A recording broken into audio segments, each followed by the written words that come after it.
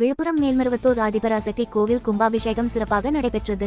விழுப்புரம் மாவட்டம் நாராயண நகர் மற்றும் பாண்டிசாலை அருகே அமைந்துள்ள ஆதிபராசக்தி ஆன்மீக இயக்கத்தின் சார்பில் புதிதாக புனரமைக்கப்பட்ட ஆதிபராசக்தி கோவிலின் கும்பாபிஷேகம் விழா ஆன்மீகபூர்வமாகவும் பக்தி நிறைந்த சூழலிலும் சிறப்பாக நடைபெற்றது. அருள்மிகு அன்னை ஆதிபராசக்தி திருவருளுடனும் ஆன்மீக குரு அருள் திரு பங்காரு அம்மா அவர்களின் குருவருளுடனும் இயக்கத் தலைவர் திருமதி அம்மா அவர்களின் ஆசியுடனும் துணைத் தலைவர் மருவூர் சின்னவர் அம்மா அவர்களின் திருக்கரங்களால் திருக்குடமுழுக்கு கும்பாபிஷேகம் நடைபெற்றது. இந்த நிகழ்வில் பங்காரு அடிகளார் மகன் கலந்து கொண்டு வேதமந்திர ஓசைகளுடன் கும்பாபிஷேக பூஜை நடத்தினார். பின்னர் கோவிலின் விமானங்கள் மற்றும் கலசங்களில் புனித நீர் ஊற்றி கும்பாபிஷேகம் நடைபெற்றது. இதையடுத்து அன்னைக்கு சிறப்பு தீபாராதனை நடைபெற்றது.